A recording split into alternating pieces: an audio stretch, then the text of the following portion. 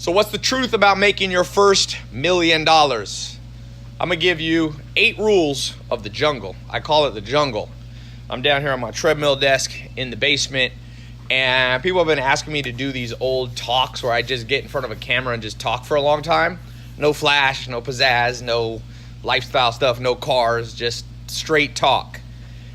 This is basically, I did a tweet today, what I wish I had done, they had taught me in school, but more importantly, I said, if I had control of my life, what would I have done differently? I'm gonna tell you. This is unrelated to what I'm about to say, but it's kind of a forward to what I'm about to say. Okay? And that is, number 1, I would have started a business before age 12 with the encouragement of all the people supposedly around me, school teachers, blah, blah, blah, the elders, parents, everything. Number 2, I would have traveled as much as I could, going, of course, with a parent, but travel. This is, by the way, instead of school as we know it. Okay, that's number 2. Number 3, I would have mastered a musical instrument. Okay. Number 4, I would have gotten a Brazilian Jiu-Jitsu black belt or MMA, some kind of thing like that.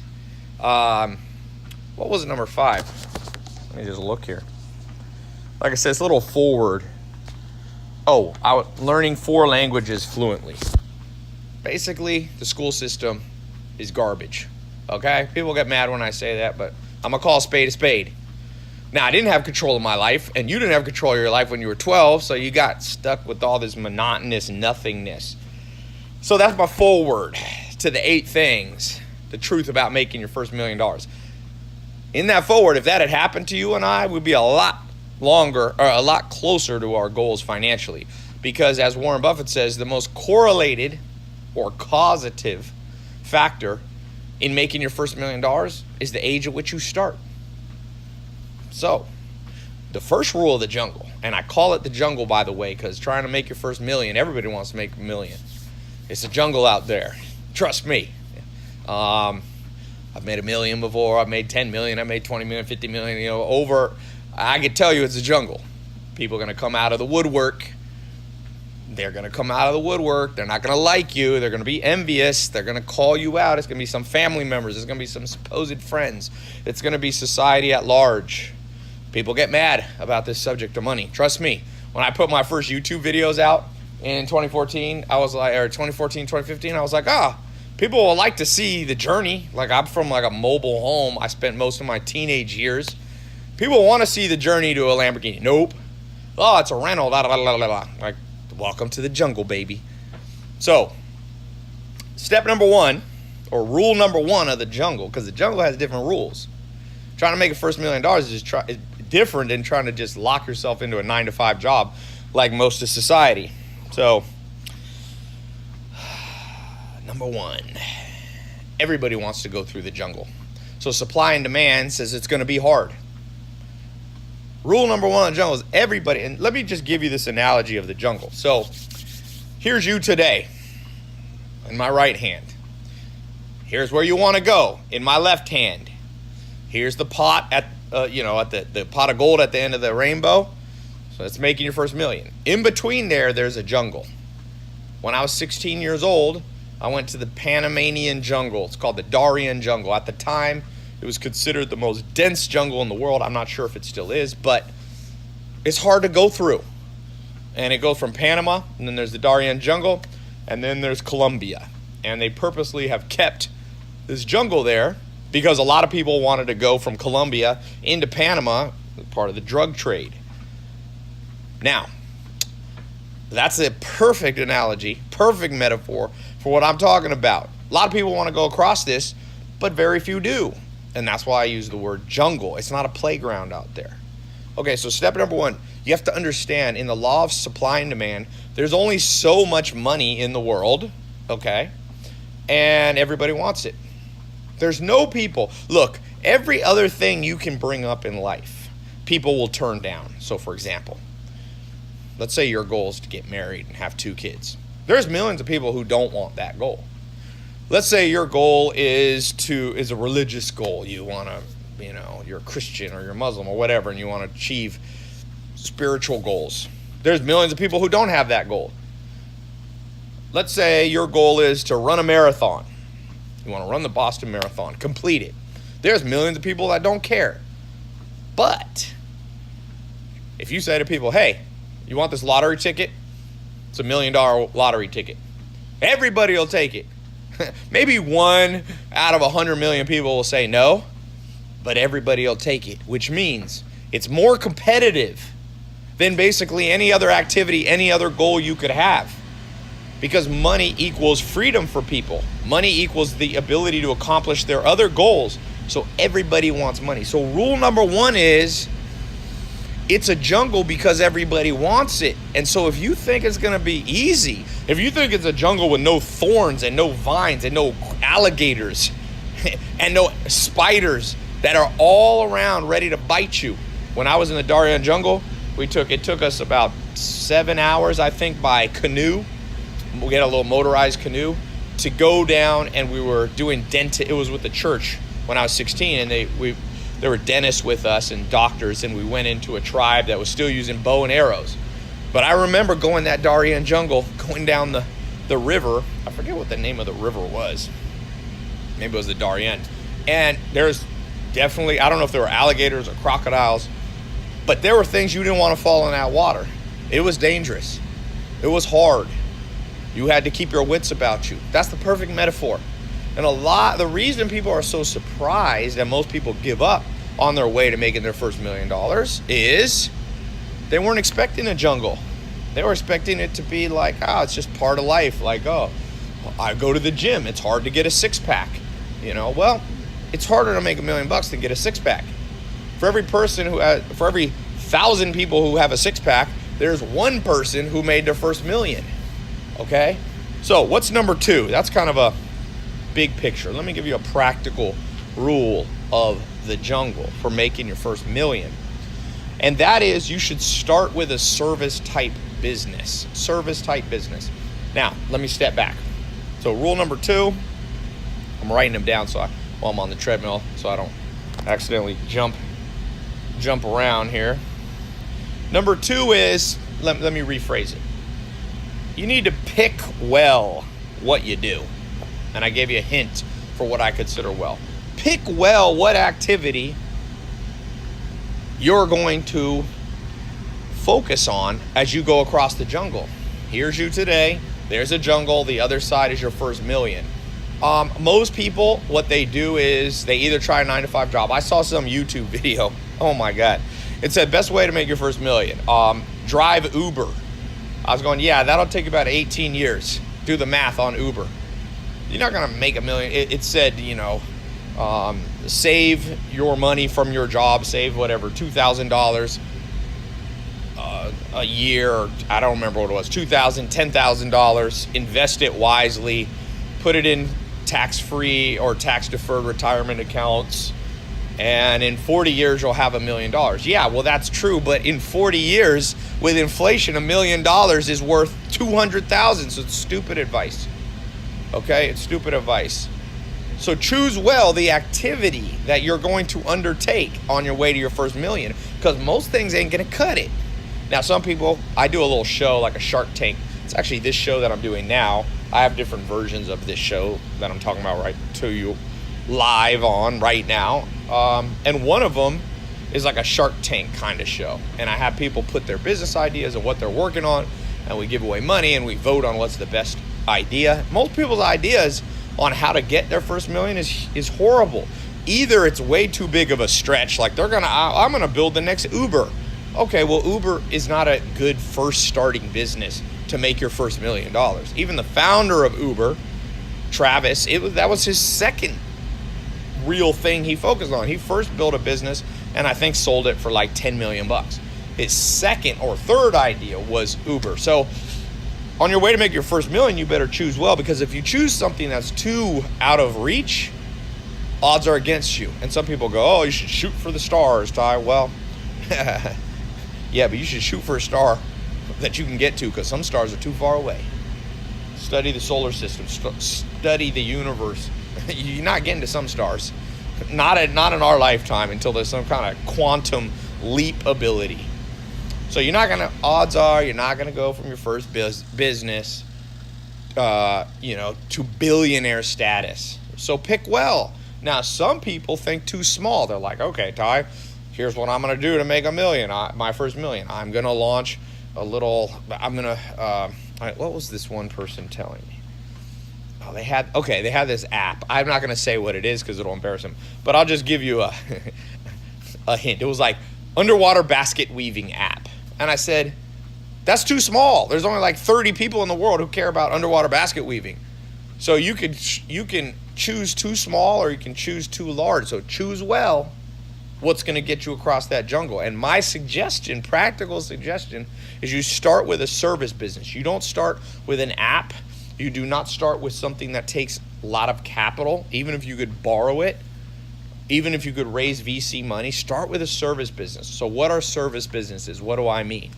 Well, before the internet, a great example would be like a dog walking company, right? And then you get a couple dog walkers under you and you get a reputation in your neighborhood. And next thing you know, in the city, I used to live in Raleigh, North Carolina, let's say a smaller city, you have 10 people working for you and you're walking 200 dogs a day. Each person walks 20, you walk a few, and you have people under you. That's a service business in the old school before the internet. Or another one would be like a personal chef or a personal trainer. These are all service-based businesses, right? You don't need a lot of money to become a personal trainer. You get a certification, or some trainers don't even have a certification, and you sell your time. So service businesses, you're primarily selling your time. Dog walkers selling your time. You could scale the business a little bit by getting other dog walkers under you. Car wash, mobile car wash. There's some people that wash my cars. They build a little service business. They're selling their time. They're like, hey, I, the owner, along with 2 assistants, will show up at your house and will wash your cars. They've been washing, now I have like 4 or 5 cars at that house, but at the peak I had 7 cars there. So they would come, I forget what I'd pay them, but they probably make $1,000 or $1,500 just doing that. They sold their time. So service businesses, the S in service business, selling your time. So those are kind of old school, traditional. Those have been around for 50, 100 years, mowing people's grass. Fast forward to today, I suggest you build an internet-based service business because you can scale it, you can reach people quicker, you're not limited by your own neighborhood. So the best service businesses are the ones, if you've seen my ads all over the internet, they've been advertising, start a social media marketing agency, start a home sharing management company, HSMC, where you use like Airbnb, you put people's houses up on Airbnb and you split the profit 50-50 from people Airbnb in their properties. You don't even have to own the land. Or own the real estate, I should say. Another one is an e-commerce agency or an Amazon agency. You help people who have an existing business, you sell your time, and you help them sell on Amazon. A lot of people who are business owners do not know anything about the internet, and they don't want to learn. The average business owner is over 50, 60 years old in most parts of the world. So if you know a little about the internet, you can sell your time as a service provider in a way that's much more likely to make you 6 figures at least. So you can charge them. Anyway, I have a whole course for that. If you go to my website, you can see. That's not what I'm here to talk about. But I just want you to know, to get across the jungle, most people don't choose well. And therefore, they have no chance before they ever started. Really, they got no chance. I see people and I feel bad. They're on there like, I'm going to make my first $1 million. I'm like, you didn't choose well. It's a little bit like what one of my mentors, Dr. David Buss, said. I've never been married, but he'd been married, and he's spent 40 years studying psychology. He's one of the most respected psychologists. He taught at Harvard and wrote all the textbooks used at Ivy League schools. And I just said, give me one piece of advice you've learned about marriage and dating. He said, choose well. He said all the stuff about, how to revive and fix a bad marriage or fix a dating relationship by going to therapists and practicing meditation together and all these things. He's like, better than all that is just choose the right person. And then you don't have that headache. Same with the rule of the jungle, the law of the jungle to getting to your first $1 million. If you choose the wrong person, you're going to spend all your time fixing and putting out fires. Or you're going to just limit. There's not enough market. Like I said, this guy did $1 million app into something as stupid as like training people on how to do underwater basket weaving. It's got to be big enough, but not too big. So choose well. I could do a whole nother talk on that, but I gave you I think the three best opportunities right now is a social media marketing agency where businesses pay you $1,000 to $10,000 a month. It's Airbnb, where you use Airbnb, you find real estate, homes for sale, or people who have an extra vacation home. You go up to them, say, these properties you own are just sitting, ma'am, sir. I'll put them on Airbnb. I can generate an extra $2,000 to $10,000 a month. I'll manage the people, and I'll split the money with you 50-50. So you start generating for yourself $3,000, $4,000, $5,000 a month there from a service business. And then, as I said, Amazon, another service business. I'm not necessarily saying you should sell on Amazon as an e-commerce provider. You should help other businesses do it. That's as more like as I said, a service provider.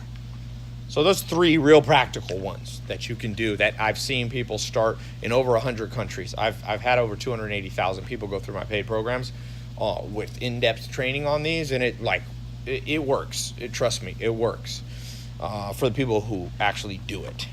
Okay, so after you pick well, pick the right idea, pick the right business. What's the third rule? The third rule is you have to have thick skin. I'm talking to the point where, you know how like you have calluses on your feet and they don't even necessarily look that nice?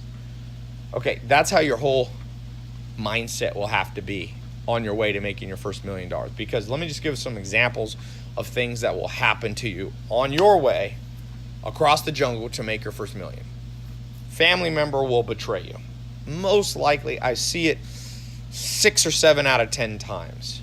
Somebody. I'll give you a public example. Dane Cook.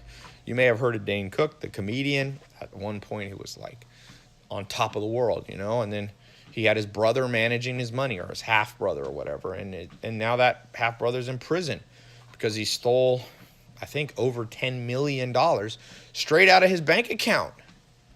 The person you thought you could trust, your own flesh and blood, no. Out there, you're on your way to making $1 million and somebody's on the way to steal it. And so I saw a little interview. I don't know Dane Cook, but I saw a little interview where he was talking about how it made him, I don't want to say the word depressed, but something like that, to the point where maybe you don't want to proceed. And I'm telling you, when that first betrayal comes, you're going to have super thick skin, to the point where you're just like, oh yeah, I was expecting that. I'm good. I'm on my way to making my first $1 million. Someone stole $200,000 from me. Good. I'll make it up. That's the thick skin you need. And you ain't going to make it. I have a guy, a sales team, and I have a new guy that started with me. And it's just yesterday, he called somebody. They said, yes, I want to buy what you're selling. But the guy said, I'm a little busy now. Can you call me back in like 3 hours? So my staff guy called him back in 3 hours, and the guy just blew him off. Didn't answer the phone. Then he called him back again, and the customer on the other end was like, well, I'm kind of busy right now. And my staff guy got really mad, and he's like, Tai, I'm thinking of sending him a nasty message. And I said, welcome to the jungle, baby. Welcome to the jungle. People say one thing and do something. I said, is this really going to... Because he was all thrown off.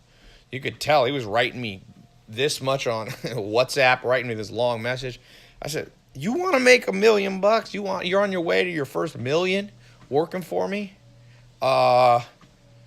You literally are bent out of shape by this teeny little thing. This is teeny. No one even stole anything from you. You just had to do an extra phone call. But in this world we live in, people are getting weaker and weaker-willed. It's true. As one of the greatest thinkers, I think, the wisest person I've ever read, Will Durant, who won a Pulitzer Prize, he's dead now. He said, nations are born stoic and die Epicurean. And this modern Western world we live in, even the world as a whole, because we've become wealthier as an entire global civilization, were born stoic, meaning the original people who founded the United States or whatever country. These were people like with axes and chopping down trees and building log houses and surviving winters and almost starving to death. They were stoic. That's what was stoic. They had thick skin, and no matter what came, they just went right through it. Bullied their way right through the snow. Just, I'm going. Okay, I'm hungry. We're just going to go to bed on an empty stomach. Well, now, what the word Epicurean means is lover of pleasure. So, nations are born stoic and die Epicurean. I'm seeing a consistent pattern. I reach over 100 million people a year. I see a lot of people trying to make their first million or whatever it is their goal. And I see them getting thrown off by the smallest inconsequential thing. And I go, welcome to the jungle. I don't think you're going to make it. I'm going to bet against you. The first thorn bush that you bumped into that scratched you just a little bit, maybe didn't even draw blood, you're sitting here like, oh, I got to stop. Come on, guys, give me an hour. I need to patch myself up. Oh, okay. This is the jungle. That's nothing. That's child's play. One of my favorite stories is Shaquille O'Neal and Hakeem Olajuwon, two very famous basketball players. And when Shaquille O'Neal came into the NBA, become a pro basketball player, he was used to being the biggest, strongest, toughest guy. He was over 7 foot tall. If you see Shaquille O'Neal when he was in college and first year in pro basketball, he was an amazing, like just one of the strongest people ever to walk this earth. Trust me, in terms of athleticism. Kobe Bryant said the strongest person I've ever met is Shaq. Shaq in his prime. And so Shaq's used to just bullying people around on the basketball court all the way from junior high, high school, college. He played at LSU. Now he's in the pros. Even in the pros, there's an interview with Shaq. He said, I used to just throw one elbow at the beginning of the game just to set the tone and show people who was the boss, the king of the jungle. Well, he said the first time he played the Houston Rockets, had this guy, Hakeem Olajuwon, who was an immigrant, I think he came from Nigeria, came from Africa, wasn't quite as big as Shaq, but he was a big guy. He's like 6'10", right? Big guy. And Shaq goes, I think it was a playoff game or an important game. They're playing. And Shaq is being guarded by Hakeem Olajuwon, and he goes, I just want to show him who the boss was. So he said, I threw an elbow and hit Hakeem Olajuwon right in the square in the chest. He said anybody I'd ever done that to pretty much was intimidated for the rest of the game. So he said, I threw that, I scored the goal, and as we were running down, Hakeem Olajuwon just came up next to me and just went, because he has this deep voice, he went, good one, little man, and just kept playing and totally psyched Shaq out. He said, I threw my strongest blow at this Hakeem Olajuwon guy, and it didn't even faze him. He thought it was funny. And that's the attitude you need to make your first million to get across the jungle. When someone throws a blow to your chest, figuratively, hopefully not, actually, but they throw something at you, you're just like, ha ha. You do that to people get a little freaked out, and you make it through the jungle. You find me somebody who the first little thorn, like maybe your first business idea is going to fail and you're going to lose 6 months of your time and $10,000 or maybe $50,000. The first person just goes, ha ha, good one. Now I know what not to do next time. That's the person I'm betting on, okay? So rule number 3 of the jungle is you better have thick skin or you better not enter and just be happy with a 9-to-5 job. There ain't nothing wrong with a 9-to-5 job. There's nothing that makes a millionaire a better person than, somebody. Some of my favorite people on earth are Amish people. I lived with them for years when I was young. They a lot of them make $30,000, and they're nicer and greater in my mind, my estimation. I like them more than 99% of people I meet who make $1 million. So this is not a judgment call. I'm just saying, if you are one of those people called to be a business person, an entrepreneur, someone who makes money, and I do believe it's a calling. I don't believe it's for everybody. It's just like not everybody should be a doctor, but we do need a lot of doctors. Not everybody should be, a carpenter, but we need a lot of people in construction. Well, same with entrepreneurs. Entrepreneurs can do a lot of good in the world. Look at people like Elon Musk. coming up with innovative ideas around clean cars and clean transportation and solar power and all that. Government ain't going to do that. It's going to be entrepreneurs. Okay, so what's rule number 4 of getting across the jungle? And that is, you better be a master of time management. Time management. I recommend you read a book by Harvard Press called Managing Oneself by Peter Drucker. In fact, you can just read the first 5-6 pages. It's a small booklet. I've been recommending it for years. I should have gotten a cut from all the Harvard said I've sold more copies of their Harvard Press books, I think, than anyone. But I didn't get a cut on most of the people who got it, but I'm happy for you to read it. I don't have to make money off everything. I just like to recommend that book. And in the beginning of that book, he says, look at the great geniuses or the great accomplishers, quote unquote, of the last 500 years. Leonardo da Vinci, right? Albert Einstein, Bach, the musician. Same 24 hours as the most unproductive people on planet Earth. So you better become a master of time management. That is a rule of this jungle, because the jungle, the sun sets and rises, and you got a minimum amount of time to get across this jungle. You don't want to spend too much time in the night in the jungle.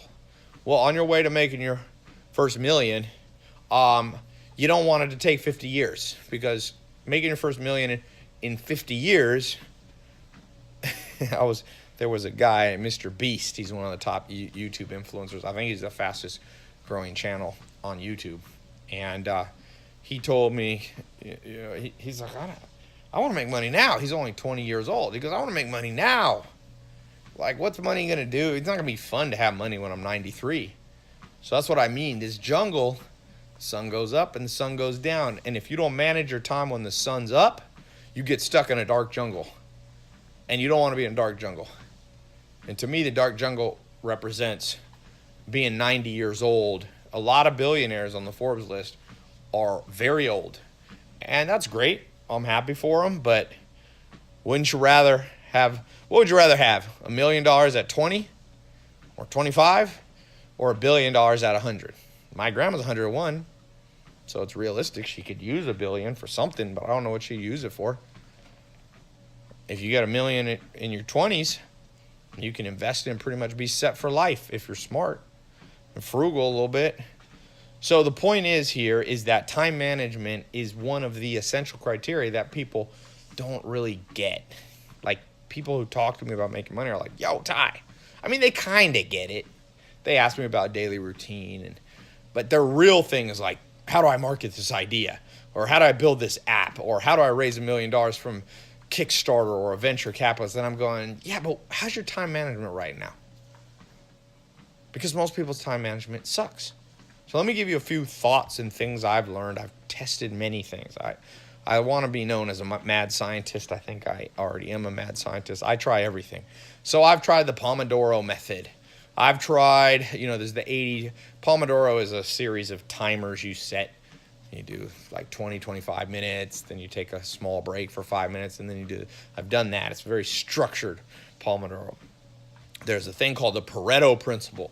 Tim Ferriss talks a lot about 80-20 rule. So his thing for time management is basically, you focus on only things that move the dial and you let everything else kind of fall apart. Another book on time management, Gary Keller, The One Thing. He has this kind of domino effect time management. So he says you can't manage all your time. You can't manage everything equally. So you find the one thing in your life that you can push on. And when you push that domino, all the time management kind of falls in place. And I will tell you, of all those different philosophies, there's other philosophies that I gave you 4. The Pomodoro kind of method, the highly structured, the Pareto. The Pareto, Gary Keller, and these are kind of similar. They're like highly focused kind of thing, the Tim Ferriss thing. But there's different. I could go on. You can talk for hours. There's a book called Getting Things Done, very famous book. It's probably sold, 5-10 million. He has this whole structure of he's more of like an organizational time management person. So he's like, you have file folders and you have your projects and you get things off your plate real fast and you drop you create a project and then you divide it up into all these tasks. again, I've tried that one too. So I will tell you, there's truth to all of these systems of time management. There's truth to all of it. You can set up a highly organized structure where I talked to Arnold Schwarzenegger, for example. I actually got to spend some time with The Rock recently. Did a little charity thing. I flew over to England for his Fast and the Furious, the spinoff he's shooting, and I was on the set with him and had a long talk with him about books and protein and time management. I mean, The Rock and Arnold Schwarzenegger, they wake up. Arnold, I interviewed him in his kitchen while he smoked cigars at his house, and he told me, he's like, Tai, I wake up at 4 in the morning. I read for 1 hour. This is his current routine. It was a little different when he was younger, but then at 5, I think he eats and he rides his bike to Venice Gym, and then he works out. He has this whole structure, like the whole day structure. The Rock's very much like that. But if you look at the richest person in the world, just to throw a monkey in all these systems, like Jeff Bezos, people asked him his morning routine, his time management in the morning. And he's like, my best management is like having nothing to do. I kind of sit around at home and I think and I daydream and I spend time with my family. And I don't get into the office till 10 in the morning. This is the richest man alive. So you could see there's different time management philosophies. And you can choose one that you like. Maybe one resonates more with your style. And I think it's kind of what you have to do. You got to find things that resonate. But what I want you to know is none of them are absolutely right. And that's hard for people because people just go, Tai, what's the one thing, time management, that'll instantly make me really successful? And I'm going, well, there's my mentor, Joel Salatin, used to tell me, there's a lot of ways to skin a cat. It's kind of as I think back, I'm going, skin a cat. It's kind of a morbid metaphor. But what he was saying is there is no, it's more than one way to shear a sheep. It's not so violent, right? Sheep actually want their wool shaved or else they get too hot. So if you're into animal rights, there's a metaphor that you can buy into.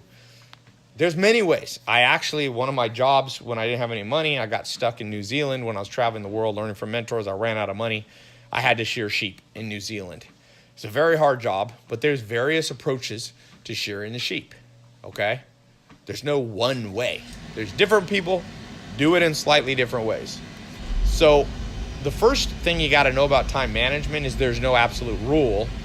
The second thing you have to know is you're just going to have to kind of flip a coin and pick one to try for a while. And the third one is experiment with many, many things. Do not listen to somebody who tells you to be successful, you have to wake up at 4 in the morning. There's lots of people that I know that wake up. My business partner, he and I combined have done over $1 billion in online, in gross sales online. And he's very successful. And he doesn't like to do anything before like 1 p.m. It's like, Tai, I've always had my best ideas at night. So there's an example. You could show counter arguments that to get across this jungle, yes, you have to know how to manage your time, but it's not always like just wake up early. That's an oversimplification. So what must you have with time management? That's what I want to talk about. Well, if it's not these little things like what hour you wake up and if you work out in the morning or later, or if you use a stopwatch to time yourself, what is actually essential that everybody must have in time management? And I'll tell you what I think it is. This goes back to Peter Drucker in the book Managing Oneself. The best time management is spending the majority of the day on the things you're really good at naturally. That is the best time management advice you ever heard and will ever hear. Not to sound cocky. So the reason Jeff Bezos, it doesn't matter, for example, if he wakes up early or if he gets to the office early or whatever, is that because even when he's at home, he's working on his strengths. And what are his strengths? Well, the man's a visionary. I mean, he's basically the founder of e-commerce. In 1994, he quit his job making a lot of money in Manhattan, and he started a website in 94. That's a visionary. So as long as he spends a lot of his day, 80%, going back to the Pareto principle, as long as he spends 80% of his day on his strengths, that's all time management he needs to know. For you, what are your strengths? Are you an extrovert? Are you an introvert? Are your strengths engineering type, mathematical type, highly logical ones, or are they social? You got to know that. So if your strengths, if you're an introvert, to be productive and to be good with time management, you should spend 80% of your day doing introverted things. Introverts are better at writing. Introverts are better at architecture, like not literally building buildings, but the architecture of ideas. There's a good book called Quiet, The Power of Introverts, meaning introverts can lock themselves in a room and think up good ideas and then build out a whole plan, a business plan. So if you are an introvert and you know you're great at, sitting in a room and getting a lot of things done, the best time management is 80% of your day doing that. And if you're a social butterfly and you're great at sales and persuasion, you should spend 80% of your day out talking to people. And so what happens in our society, why everybody's all mixed up about time management, is they're majoring in minors. They're like, well, if you only kept a journal and da da da da, and if you only woke up 5 o'clock in the morning, all successful people wake up at 5 in the morning. Well, it's not true, but they say like that. Successful people who get across the jungle to make their first million and more spend the majority of their day, every day, on their strengths, and they maybe have a business partner that helps them with their weaknesses, or they have an assistant that helps them with their weaknesses. But nonetheless, they get things done in their way, focused on their way. If you're an introvert, your way is not very social. Your way is not talking to a lot of people. Do that. That's good time management. Do that 80% of the time. Okay, so number 4 is strength-based time management. That's what I call it. Okay? Strength-based time management. Most of your time on your strengths. It doesn't matter really if you start at 6 in the morning, 9 in the morning, or noon. I mean, keep it reasonable. I don't know that, waking up at 6. I once experimented a time in my life. I had an office in India. I was working with programmers, and I was waking up at 6 p.m. It's a horrible thing. Don't do that. It destroys your health. So within reason, most things people talk about with time management are basically irrelevant or non-factors in you getting across the jungle to your first million. But spending 80% of your day on things you're naturally good at, well, that's good. Now, some people, I can hear people saying, what if I'm not good at anything? Everybody's good at something, really. Never met somebody. Maybe some people's an empathic person. They connect with people. Well, okay. Do a lot of things that require that empathy be used. You can see with me, like I spend a good bit of my time. I've always been a public speaker, for example, even when I was a teenager. And I make more money when I gravitate and use my time management focus around public speaking. Now, instead of public speaking, I do more videos, which reach the public in a much larger way than any stage I could go on. But as I do that, it gets me to my financial goals. And if there's been times in my life where I'm not spending enough time out, and lo and behold, I make less and less and less money. I'm not using my strength, public speaking, for example. Okay. All right, let's move on here. We got 4 left. 4 left. Truth about making your first $1 million, 8 rules of the jungle. Number 5. I got to talk about, and it's a little controversial, my take on this. We got to talk about hard work and hustle. Okay? Hard work, hustle, and grinding, ? So this is a little different rule of the jungle. This is like, do you need it to get across the jungle? Is it real? Because a lot of people, this is the most common thing that you'll be told by your parents, your teachers, and society. You get what you want, you better work hard. So the question, rule number 5, is the truth about hard work, hustle, and the grind. And this is what I think is true, and it's very hard to refute what I'm about to say, even if you don't like what I'm about to say. Hard work does not get you across the jungle alone. So just focusing on hard work will not get you across the jungle to your first million. There are literally 1 billion people or more in this world working hard every day. I've been to India. There's people working for $14 a month, picking up trash 10, 12 hours a day. Okay? Do you think they're on their way to making their first million? No. They're stuck in a system. They're stuck in a poverty cycle. They're stuck in a very, what's the word we want to do about India or Bangladesh or many countries? Lopsided, we'll call it. Now, it's getting better in some of these countries, but you can't just tell these people, oh, work harder. Hard work will get you your first million. But that doesn't mean hard work's not important, okay? It just means hard work is misunderstood. So here's the way to think about it. It's very simple. I'll tell you a story. Never found out if this story was true. My mentor, second mentor, Alan Nation, used to tell this story all the time. He said a plane crashed in Colombian jungle. Speaking of, he literally used this jungle analogy. Maybe that's where I got this rule of the jungle thing. So, a plane crashes. Boom, it's full of engineers going to an engineering conference. And these engineers were hardworking, they were sharp.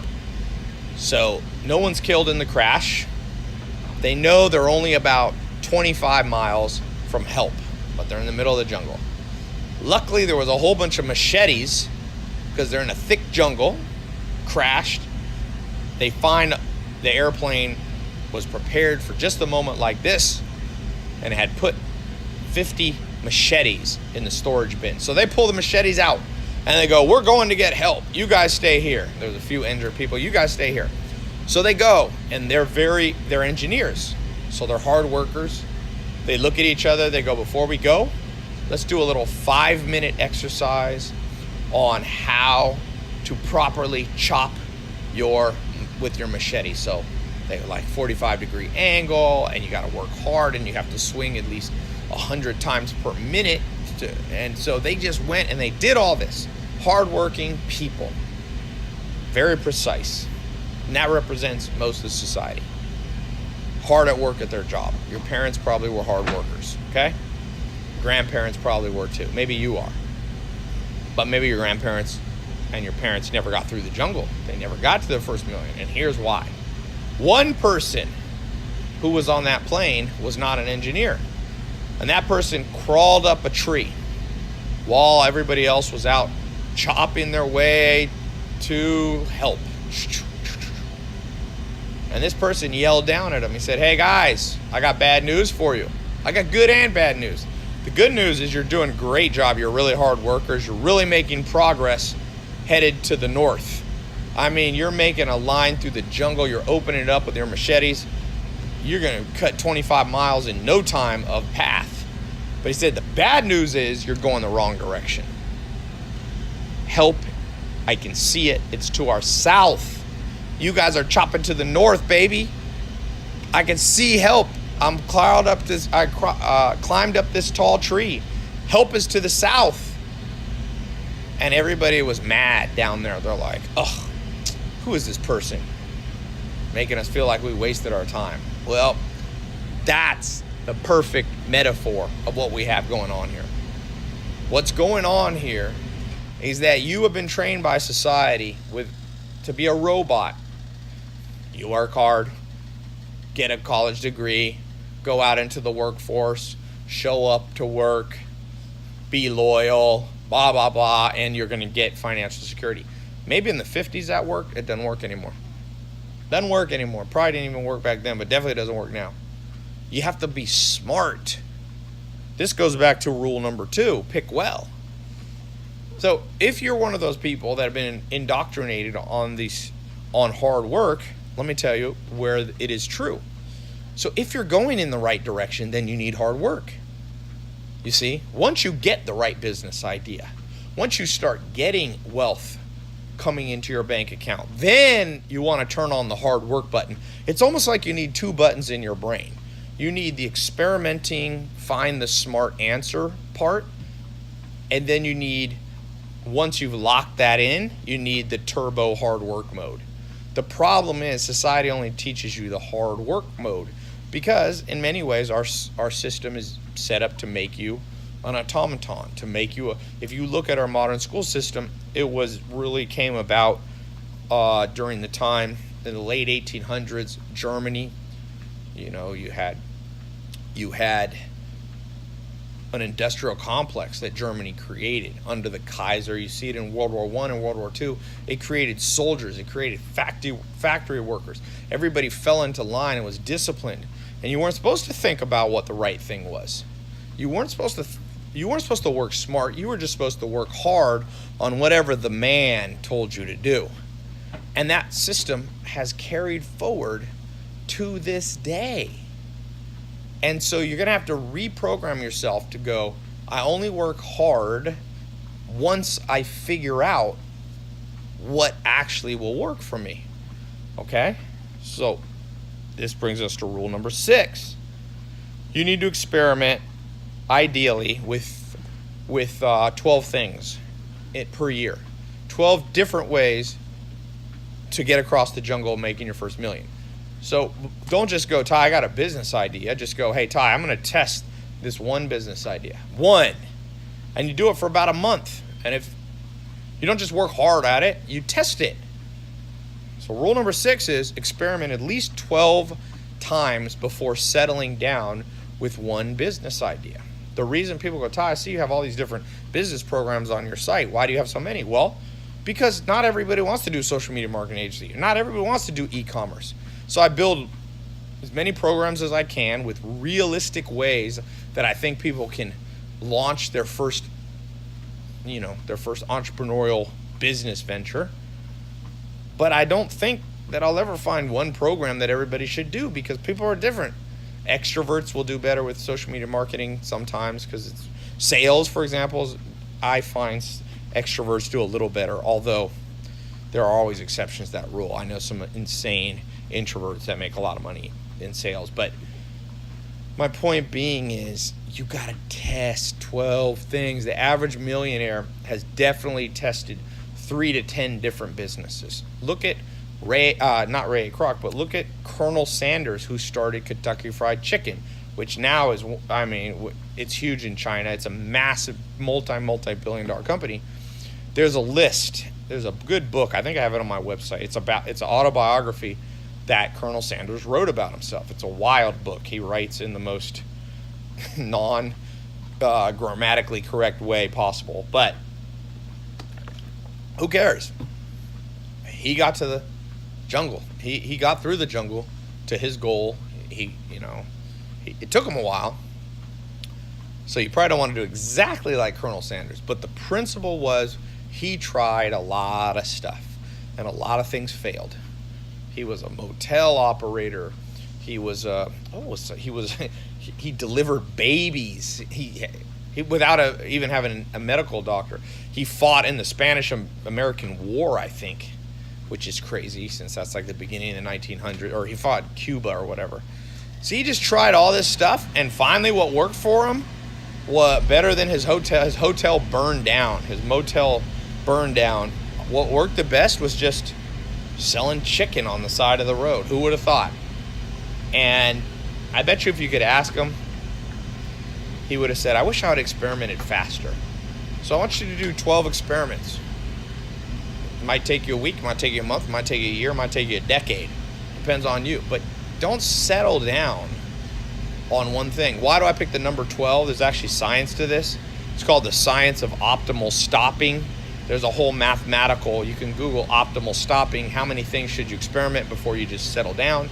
By the way, if you're going to argue with me on this or you think this is wrong, just think about marriage. Before you settle down marrying somebody, wouldn't you want to have gone on dates with 12 different people? If you marry the first person you ever meet, like maybe how do you know? You have no benchmark. So in optimal stopping mathematics, the general rule, it depends. There's many facets to this math, but you could just sum it up by saying 12 is a great number. So try 12 things, and if they don't work, shut them down fast. I was reading an article in an interview I was also listening to by Jeff Bezos, and he was talking about how at Amazon they've tried many things. Things that have worked really well was AWS, Amazon Web Services, became a whole nother business around computing, cloud computing, which You would have never thought that a bookseller would also do that, but he experimented and it worked. Another thing that failed, he had some of the hardware, some of the, not the Kindle, but I forget, Fire or Stick or something. He was talking about the things that he spent $100 million on that failed. And for sure, Amazon has tested more than 12 things. By the way, Amazon is really smart. They let other people sell and they just watch what sells the best. So they let other people experiment and then they launch Amazon basic brands. Jeff Bezos is very smart. That's a whole nother talk on the advanced rules of the jungle. But just experiment with 10 or 12 ideas. I had a talk like this at one of my first conferences at the Roosevelt Hotel in 2015. And there's two people in the audience, Samir and Juan. I'm still friends with them. And I just said, I was even more hardcore. I said, you should test 17 things a day. They were doing e-commerce, right? So it's easier to test. You can't do 17 different jobs a day. But with e-commerce, you could test selling toothbrushes. You can sell toothpaste. You can sell electronics. You can sell shoelaces. You can sell shoes and all this. And it took them 6 months of testing 17 things a day until they stumbled upon, I think it was women's clothing or something, that they ended up making like $100,000 in 1 month. And they've gone on to make, more than their first million. But it came through they tested hundreds of things. And so the sixth rule of the jungle that a lot of people struggle with is your first idea is not going to be your best idea. It's just not. It's not going to be your best idea. So be okay with going on dates with different idea and be okay with not marrying everything you date in business and in romance. It's just a good rule. You can have 12 wives. You're going to go to jail for polygamy. Okay, we're about done. We got 2 more because I've been on this treadmill for a while here. Starting to get tired. Okay, rule number 7. You must know what motivates you. You must know what motivates you. And there's basically 4 things that motivate people. People do not like to admit this, but there's 4 basic human drivers. I've run this by a lot of smart scientists, people smarter than me. Pretty much all agrees that this is a decent way to think about motivation. I had one person disagree. He thought there was 5, but I think he's wrong. And other smart people agreed with me. So the 4 M's of motivation. Know which of the 4 M's of motivation you are. I was on Logan Paul's podcast, and I did a little test, and I asked him, like, what motivates you? And I gave him a series of questions, and he answered very honest. I was impressed. He's motivated by the 4th M, which most people won't admit to. So here's the 4 M's, if you want to write them down. So the 7th rule of making it across the jungle to your first million is knowing how to motivate yourself, because or else, even if you have thick skin, even if you're working on your strength, you'll eventually just kind of go, why am I doing this? Okay. So the 4 rules of what motivate you, believe it or not, they're not all money related. In fact, only 25% of most of human motivation is money. So the first of the 4 M's is money/material things. There is a part in most humans, not all, that we have inherited from our great-great-great-grandparents right through our DNA that makes us have a certain level of materialism. Be very careful if you meet somebody that won't admit they're a little bit materialistic. I meet people like that. Oh, Tai, I'm just an entrepreneur because I care about legacy and I care about changing the world. BS. If you really did, then great. You'd be building your businesses, and all the profit you took, you'd be donating 100% of it or 99% of it, but those people don't.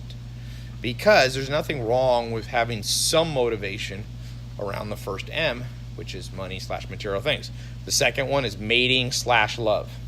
Okay? People do a lot of stuff. In fact, Dr. David Buss, evolutionary psychologist, he tells me he thinks all motivation is around this thing. And but we won't go into that. Number 3 is movement/freedom. Okay? People are motivated by more freedom. They don't want to be tied down. They don't want to be told what to do. You see that even with little kids. You tell them what to do, and then they want to do the opposite. So that's deep in our psyche, in our DNA. The 4th thing is mastery/status. Some people just want to be known. You're the man. You're the woman. Like, they just like acknowledgement from others. Again, nothing wrong with any of these four as long as they stay in balance. So here's a quick test. I'll allow you to right now write down which of the four M's motivate you, because once you know what motivates you, just this happened to me recently. I know my M's. I know what motivates me. And we're working on a big project. And, now I'm focused on businesses I think that can make 9 to 10 figures revenue. So me and my business partner, Alex, we were working on around a $300 million deal. It ended up not going through, but we're trying to buy a $300 million company. We're putting all the pieces together, bringing in some private equity and hedge fund people to do it with us, and I'm not going through. And on the way, I'm a human, you start going, ugh, why am I even doing this? Why? It was a pain in the butt, and then it didn't work out. Well, I know my 4 M's, and I just started envisioning what motivates me. So what motivates me, by the way, is the third M, is my strongest. Every one of us is some motivation with all 4, but my strongest is movement/freedom. And I just started thinking, well, Tai, the deal's over. It's time to travel. Travel to me. My grandma took me on a trip to Europe when I was 12. She's from Germany, and took me to England and Germany when I was 12. We also went to France for a second. We got kicked out of France. I was 12 years old, and my grandma was like 80 or whatever. And this was back, France had this weird rule about HIV. If you didn't have an AIDS test at the time, you could not get in to France we were coming from England on a boat, like a ferry across the channel. My grandma's like, I'm 80 and Tai is 12. We probably are not high-risk candidates, but believe it or not, France set us back. So at that time, I've been to France since, but I wasn't able to go to France. My point being, my grandma put the travel bug into me at a very young age. And for sure, the main reason I become an entrepreneur is because I love the freedom. I worked a little bit as a 9-to-5 job when I was 16 at a company called Office America, like Office Max. They went bankrupt years later, but I hated it. I remember looking at my watch every day. I'm like, And I remember thinking, this has got to be the worst life ever, where all you do is look at your watch. So my grandma had instilled this freedom thing at 12 by taking me traveling. By the time I was 16, I started to realize it, and then I got, for a second, I had a job where I had to wear a suit. Really hated that one. Had to set an alarm. I'm the kind of person, if I got to set an alarm clock, I am not liking my life. So recently, when this deal didn't go through, this $300 million deal, I just was like, well, just more time to travel. See, and I pulled myself right out of that doldrum.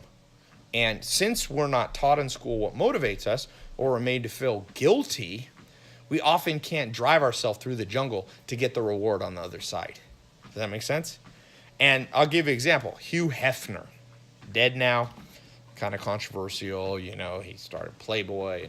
But if you look at Hugh Hefner, okay, he died with, I think, net worth of $100, $200, $300 million. Not the richest man ever, but I don't think his first motivator was money, material things. I think it was the second one, mating/romance, obviously, right? That was his thing. And it wasn't just women, by the way. He was a very social guy. He had his friends, and he would do parties, and he would have every Monday, all his friends would have game night and then movie night. So he was very, in that mating/romance, I would put even social, not necessarily just dating and love. But that was his motivation. So he didn't care. To him, he felt like he won. Even though Jeff Bezos had more money, or Bill Gates, Hugh Hefner didn't care because he knew what motivated him. As far as I could tell, I got to meet him right before he died. His son, I met, apparently follows my social media, Cooper, and invited me to the last Midsummer Night's Dream party there. It was kind of cool. The most interesting man in the world was there. It was an interesting group of people, including the Dos Equis most interesting man in the world, which I thought was funny. But he knew what motivated him, and he didn't really care that society said that shouldn't motivate you, So here's a little test we'll do, okay? To figure out which of the 4 M's is your strongest motivator. The strongest motivator. I actually, probably by the time you see this video, I have a free quiz on my website. If you go to tailopez.com, there should be quiz, and you click it, and you can click the 4 M's quiz. I've been working on building it. There was a few bugs in it, but maybe by the time I release this, you can take that quiz. So I'll do a quick quiz for you right now. If you had the choice between being the richest person in the world, but you had to be celibate for the next 10 years, yes or no? You could be the richest man or woman on planet Earth ever, but you got to be celibate for the next 10 years, the next decade. No boyfriend, no girlfriend, no dating, no kissing, nada. Nothing. No physical contact. Okay? If you raise your hand, yep, I'll take the money and I'll date 10 years later, then I bet you one of your strongest motivators is the first one. If you go, no way in the world would I even do 5 years, then you're probably more motivated by mating, romance, love, social. Okay, so that's how you pick between the first two there. Let's take the last two. You got movement freedom and mastery status. Okay, which would you rather have? You could either travel the world freely, no agenda, just have just enough money to do everything you want, but nobody knows who you are. Nobody. Your Instagram followers, you have like 1. No one really respects you. Nobody looks up to you. You go to speak at a conference, people are like, who's this person? No one cares.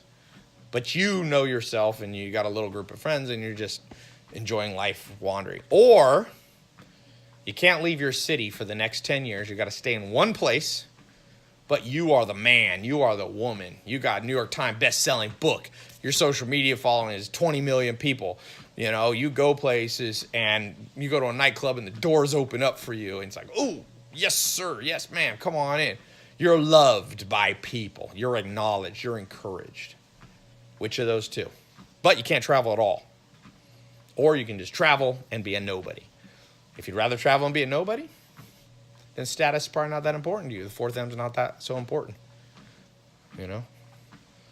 This is what I said. Logan Paul is very honest. He said, no, I like mastery status. I want to be known as a master. I want to be the biggest social media influencer and all that. And a lot of people don't like to admit that, but a lot of entrepreneurs, a lot of people in this modern world, that's their primary driver. They care about likes on Instagram.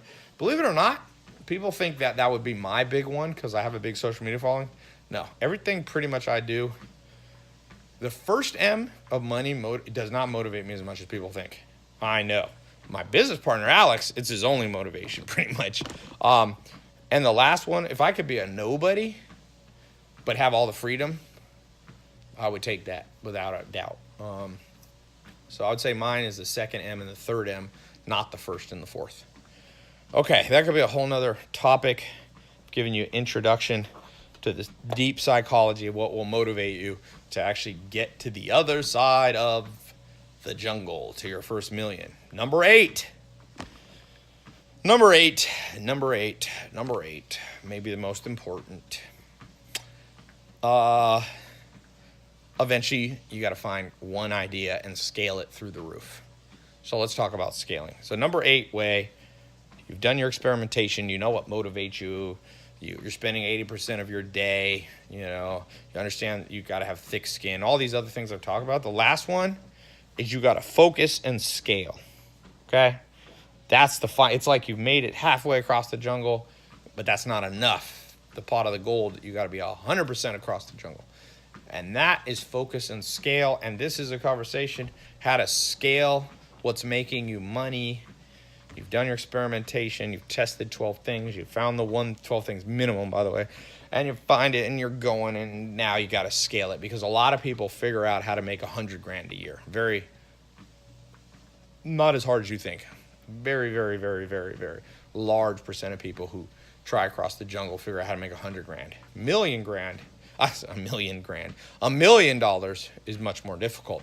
And it's because to scale from 100 to 1 million, it's a 10 times, right? It's a 10x scale, but it's actually takes more than 10 times the skill. Okay? It's kind of like to bench press 100 pounds, or let's say 50 pounds versus 500 pounds. It's more than 10 times harder. Okay? Because basically the entire planet could bench press 50 pounds. But more, so let's say 1 billion people can bench 50 pounds, right? But a tenth of that can't bench 500 pounds. Does that make sense? A tenth of that. It's not like it's not like 100 million people can now bench 500 pounds. So it's more than 10 times difficulty to go from making 100 grand to making 1 million. It's not difficult. It just takes more than 10 times the skill. Okay? It probably takes 30 times the skill. So to scale, the S in scale, I always think skill. Skillful people can scale. And so if you're stuck on your idea, whether it be e-commerce, social media marketing, if you listen to me and you got a service business can definitely be scaled to $1 million. One of the people who teach in my social media marketing agency, Joe Soto, he's got an agency that does over $1 million a year. He does like 1.5 million or something. So he's certainly scaled. I have a lot of people in my programs doing 100 grand a year, but he's scaled and he definitely has more than 10 times the skill. So what you have to do is you have to focus on training a lot. Okay? Like, how do you get a black belt in jiu-jitsu? It's more than 10 times harder. From blue belt to black belt. Blue belt's a second belt. To black belt is like 100 times harder. Higa Machado, who I trained under when I'm in LA, he said, Tai, I've trained whatever. Well, he said for every 250 people that he gives a blue belt, one focuses and trains long enough to get a black belt. 250 to 1 ratio. That's probably the ratio of people who make 100 grand a year, who figure out how to get to the jungle to make your first million, their first million. It's probably 250 to 1. And it's not because it's necessarily 250 times harder in the sense that you have to have a much higher IQ or you have to, even have a better business idea. No, that's not it. You have to commit to train. So focus and scale comes from skill, and skill comes from training. And this is a bizarre thing. Like any sport, I played on one of the top high school basketball teams, Enloe in North Carolina. And North Carolina is the biggest basketball state. I think it has the most people in the pros. Michael Jordan's from there. Jerry Stackhouse was in my league. John Wall's from the same league that not the same year, but the same league. And we had drills. I mean, I went to a school, we had 7-foot center. We had we played Oak Hill. And we trained all the time. But then I meet people in business and I go, are you training? No, I just do my business. I'm just like, I'm like launching my business. I'm like, where's your training aspect? Training is where a master or a mentor gives you drills to do. That's why I tell people to read a book, because that's like a drill for business. People go, I don't need a book. Well, what you're saying to me is, no, Tai, I can become a black belt without repetitive skills. You need repetitive things you do every day. A good place to start is read more. You're going to meet people that tell you, oh, I didn't need to read and I made $1 million. Well, they're an aberration, they're rare, and there's usually a story behind them, like their parents had money or gave them a business or something. Trust me. Let's go to the top of the Forbes list if you want to argue with me. The skill of repetitively reading different books on different subjects to fill up your brain with skills. I'm not saying only books, but I'm just using books as an example. Okay, richest person in the world right now, richest man, Jeff Bezos. Not only does he read a lot, his first business was Amazon selling books. That's how much he loves books. He built his empire on books. And trust me, he reads a lot. There's a good book called The Everything Store about Jeff Bezos, and it talks about how he walks around with a copy of Made in America, which is Sam Walton's autobiography on how Sam Walton built Walmart. And Jeff Bezos has read it so much the pages are falling apart. See, he trained to build skill. One of his training tools was reading. Okay? Second richest person in the world, Bill Gates.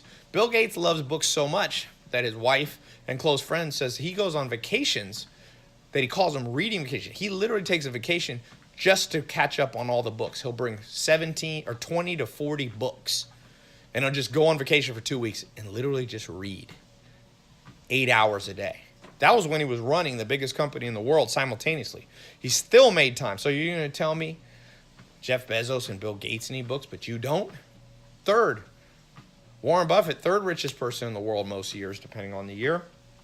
Well, Warren Buffett says to this day he still reads 500 pages a day, 5 days a week. He said at his prime he would read 800 pages, sometimes books, sometimes newspapers, and he would also read annual reports. That's how he found good investments.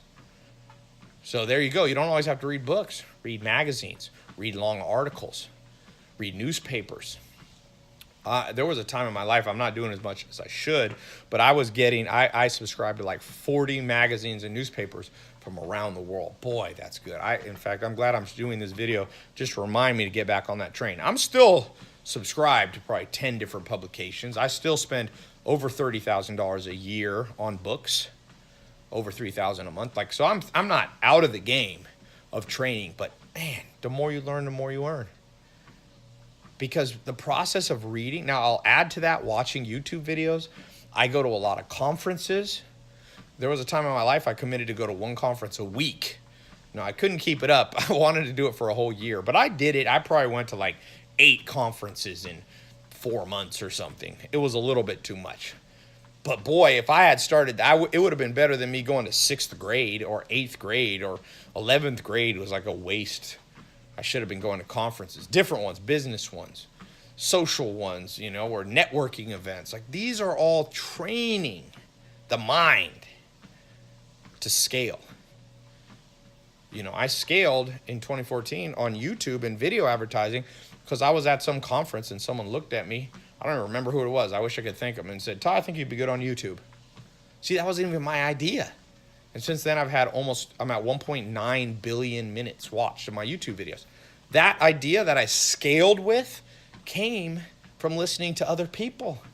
So I said books, newspapers, magazines, going to conferences and listening to speakers, YouTube videos, podcasts like you're on now, paid courses, consultants. I've got paid courses. I sell paid courses, but I also buy them. I've bought so many paid courses that aren't my own.